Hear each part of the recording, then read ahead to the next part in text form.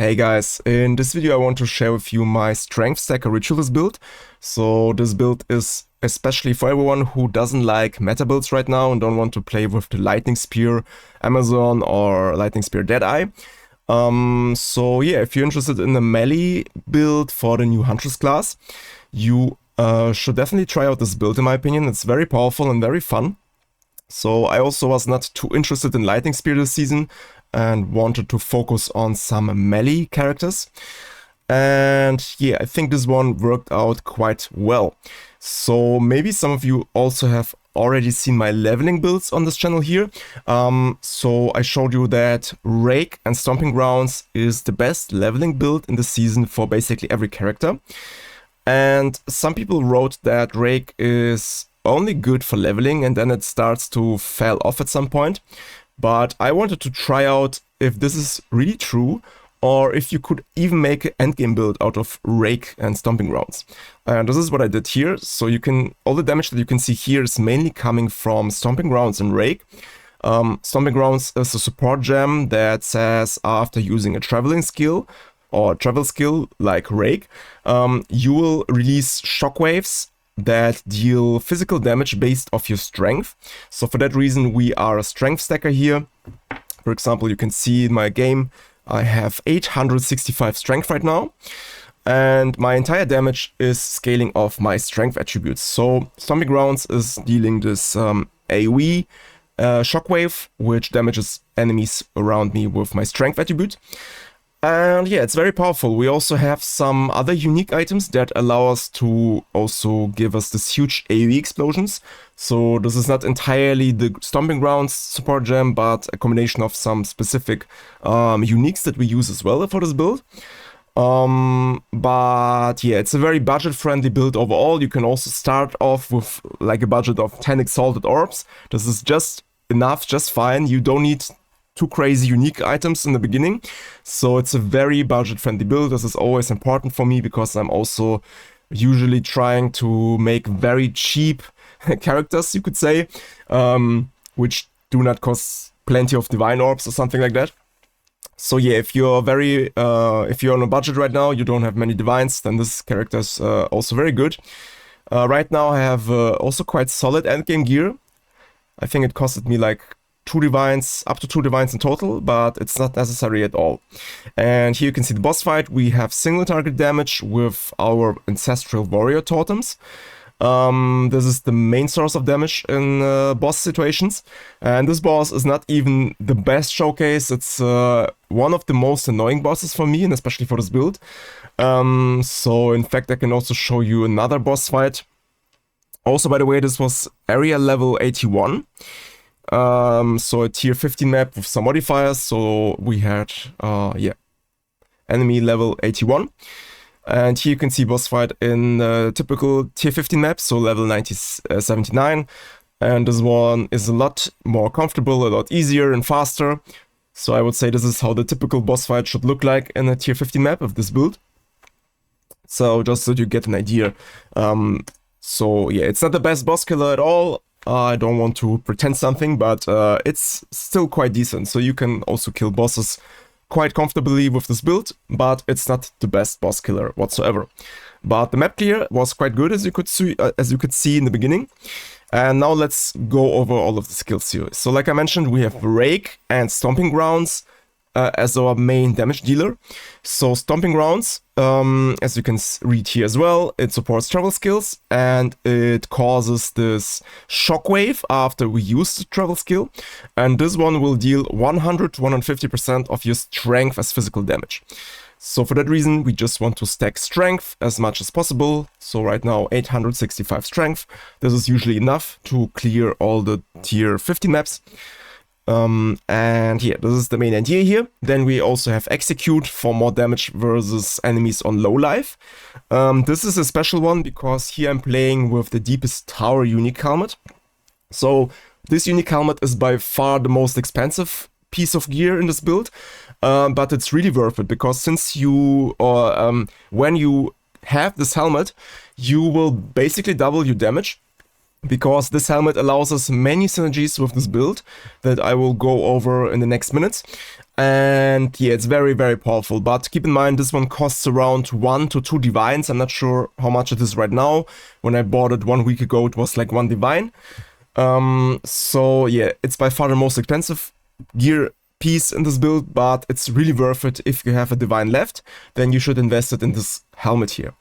But I will also try to link you the other variant in my Mobilitics planner. You can find it as always in the description or in the comment section under this video. And there I will hopefully also link the other variant with like without this unique helmet, which is also very good for the early end game or the mid game. But yeah, because we have this helmet here, this one makes enemies in your presence count as being on low life. And for that reason, we can, for example, make use of Execute. So we deal 50% more damage every time we use our Rake with Stomping Grounds. Then we have Brutality for more damage and Close Combat for more damage.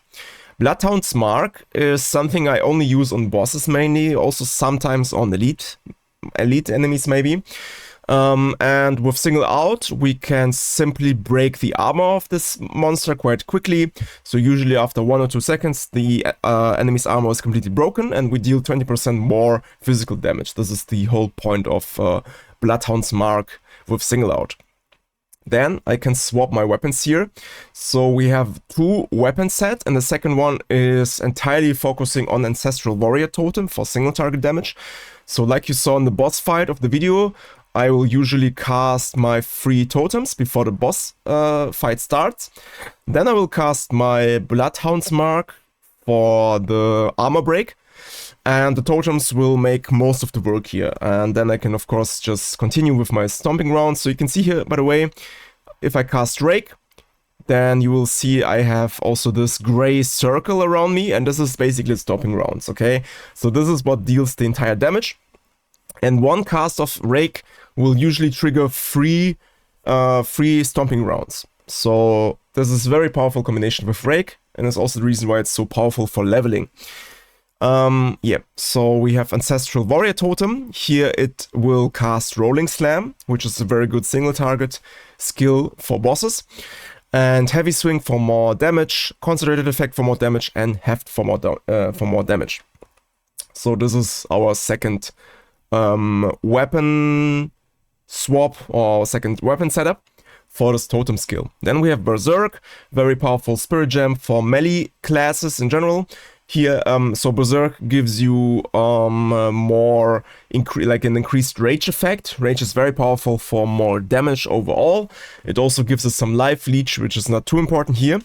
But also with Cannibalism, I really like this support gem here because we have 2% of our max life recovered every time we kill an enemy.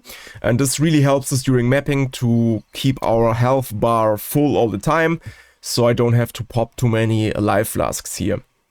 Then we have Herald of Ash. This one helps us with the AoE clear, because 20% of the overkill damage will also get applied in the ignite or burning damage, and this is also a quite big area, also with magnified effect and Deadly Herald for more damage.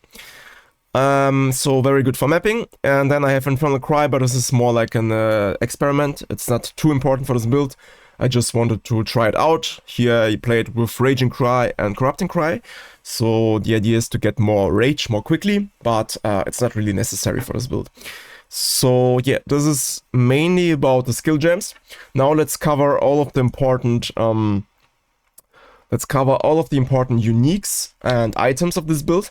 So like I mentioned, the Deepest Tower is by far the most important unique if you can afford it.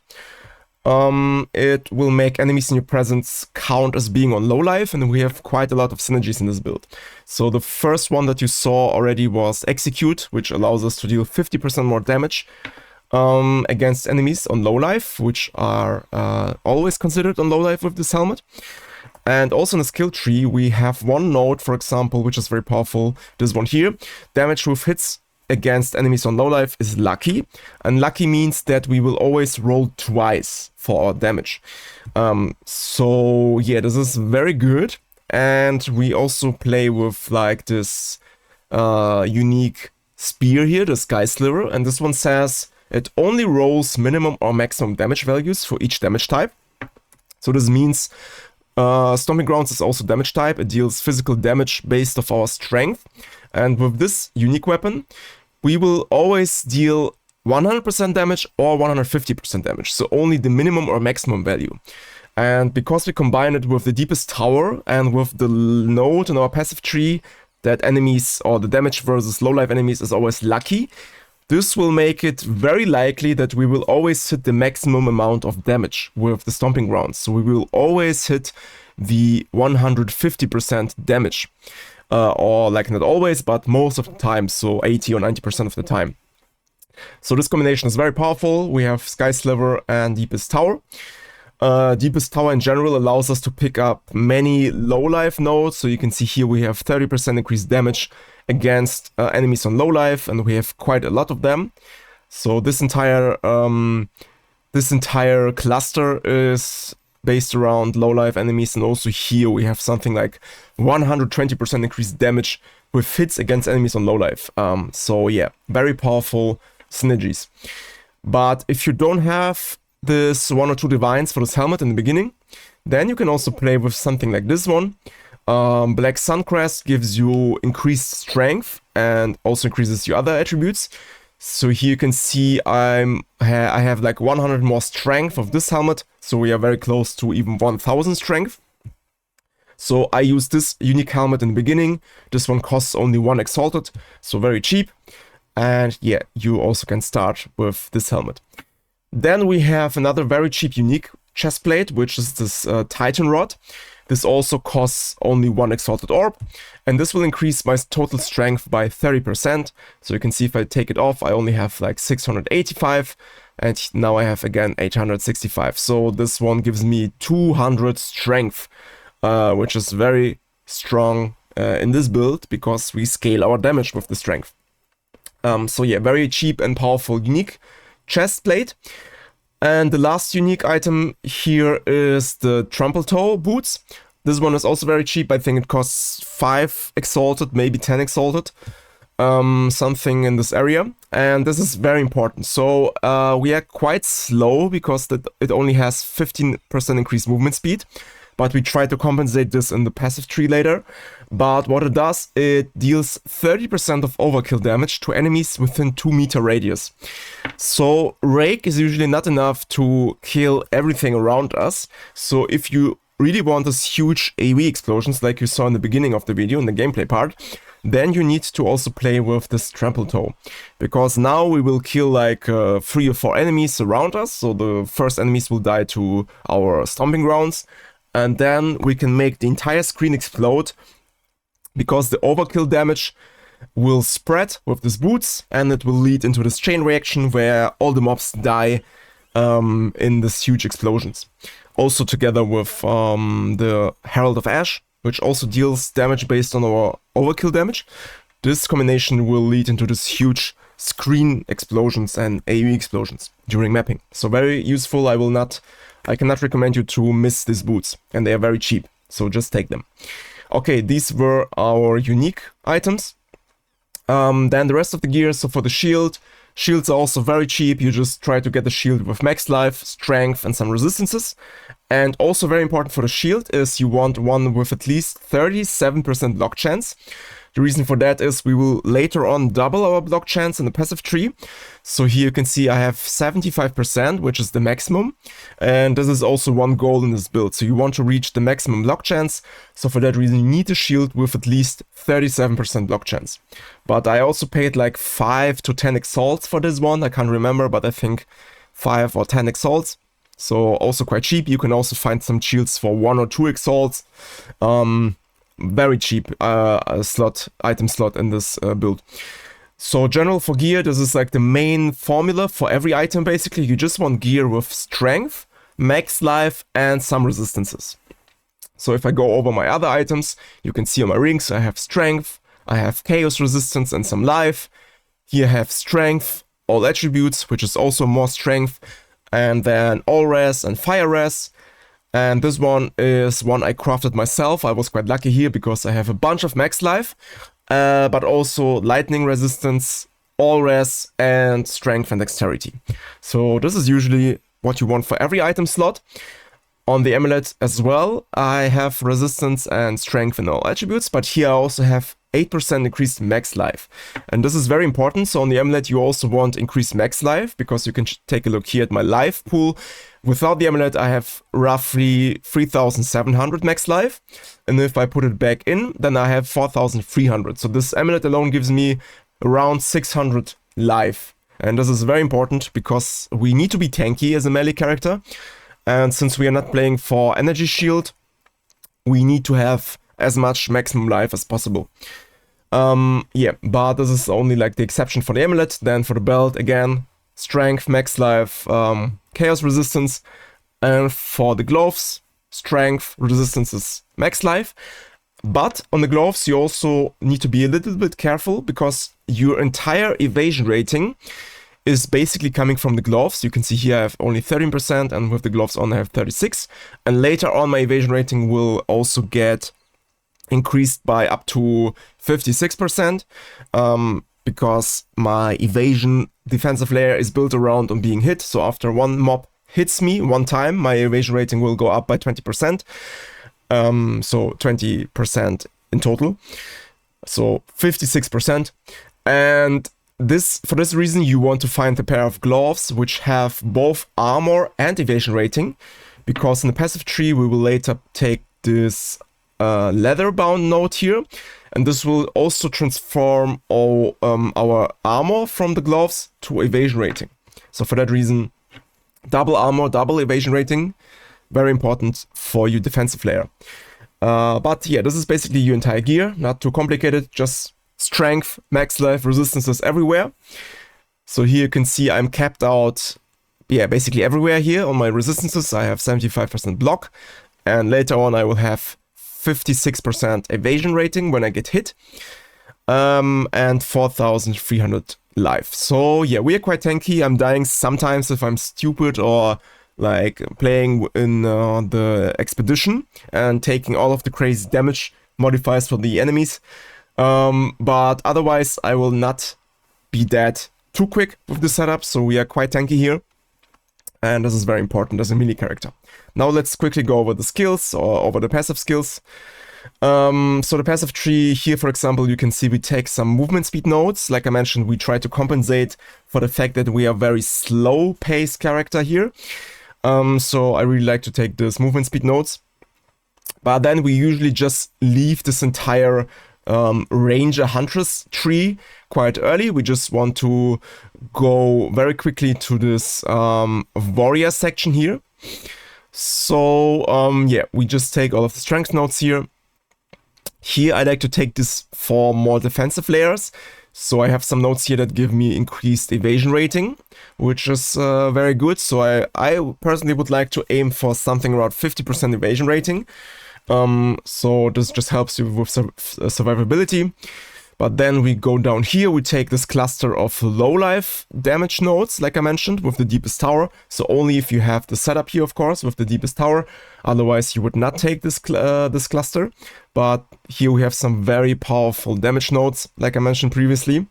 Then we will go down here, take more movement speed nodes, and then take glancing blows. So we double our block chance. We will take 50% of the damage of blocked hits, but we will block every, yeah, so only one hit out of 4 will hit us, and then we will take the full damage, but otherwise only half of the damage. And we have some very nice synergy with this node here, Lay Siege, which gives us 1% increased damage per 1% block chance. And since we have 75% block chance, we will get 75% increased damage with this node. So very powerful. Then we go down here. You want to take 7% increased attributes, and sometimes you want to take Jack of the Trades. So here I took it because I have 100 intelligence, which is quite much. So this node gives me 40% increased damage, but this is only because I have some nice rings which give me also dexterity and strength, intelligence. Without these rings I will probably cut off this node here. So only take this one here, Polymathy. Then here we take leather-bound gauntlets, as I mentioned, for evasion rating. And then we take all of this nice damage with shield nodes, we take this increased physical damage nodes. Here we have some more evasion rating after being hit. By the way, I also have anointed my amulet with escape strategy. So here you can see I have escape strategy on my amulet, and this one gives me more evasion rating after being hit, like I mentioned. So I will increase my evasion rating by quite a lot. Then we take here all of this attack area nodes for more AoE clear during mapping. We take this rage on melee hit nodes, which are very important for your rage, which is very, very good. Then here's some strength nodes. We go to this huge strength cluster with beef. And here we have again some very nice damage nodes versus low enemies. So here we get 120% damage versus low life enemies. Very powerful. Here we take some more strength and increased max life. Here we have some nice increased attack damage. Here we have some nice strength nodes and 1% increased damage per 15 strength, which is very powerful since we have a lot of strength. And we also need to take Giant's Blood, because we want to play with the 2 weapon setups. And here I want to double yield these 2-hand maces. I forgot to mention this, for your maces you don't care for the damage, but only for the +5 level of all melee skills. +5 level is very cheap, you pay like 1 exalt only. If you want to have 6 level of melee skills, this is more expensive, so just adjust this to your budget. But yeah, you just care for the melee skill ranks, because the totem itself does not scale the damage with your weapon, but it has like its own base physical damage value. So yeah, but for that reason we also want Giant's Blood, so we can double yield. And by the way, I forgot to here swap my weapons. So here you can also see I make use of this weapon set skills. I can also highly recommend you to do this as well. But if you don't want to do this, then just copy the tree that I just mentioned before. But it is highly recommended to use the weapon sets, because now if I swap back to my totem setup, you can see here that I can take a lot of this totem skill points as well. So here we have very important ones like watchtowers. This one gives me 1 additional totem, max totem. We also have this here, ancestral artifice also gives me 1 additional maximum totem amount. So you can look up some YouTube guides for that if you don't know how weapon set swap works in the passive tree.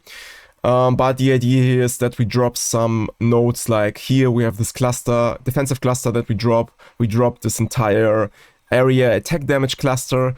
We drop this rage on hit cluster, and then we can invest some more points into this totem skills here. So very good for the boss fights, for the single target damage. But yeah, this is mainly the idea behind the skill tree. Yeah, this is the build. I hope I did not forget anything important. Maybe here the charms. Also I can show you the charms here, freezing charm and golden charm. But I think I have covered basically everything here. Okay, no, one more last thing maybe. Yes, I forgot the Ritualist. So we have the Ascendancy of the Ritualist. You don't have to play this build with the Ritualist, but yeah, this guide is logically wrapped around this class. But you could also play this with a warrior, with the Smith of Katava, especially. But as a Ritualist, you also have this advantage of 1 more ring slot, and also your rings and amulets have more bonuses, which gives us more strength, more resistances. So I would always go this path here first. And then here I decided to go for Blood Boil. I'm not really sure if this is really helpful or not. So maybe it's better to take this +1 charm slot and later even go to this mind phylacteries. But yeah, the most important ascendancy is this one here, and the other ones are more or less not really important. Okay, but that's about the ascendancy. So now I think I have covered everything about this build. It's a long video already, so I hope you enjoyed it and that you will have fun with this build and try it out. And yeah, this was my last Path of Exile video for this season, I think. Diablo 4 season starts in 1 week, and I will cover Diablo 4 content from now on. So yeah, I hope you enjoyed it, and have I wish you much fun with this build, and I hope I see you next video, guys. Have a nice day, and bye.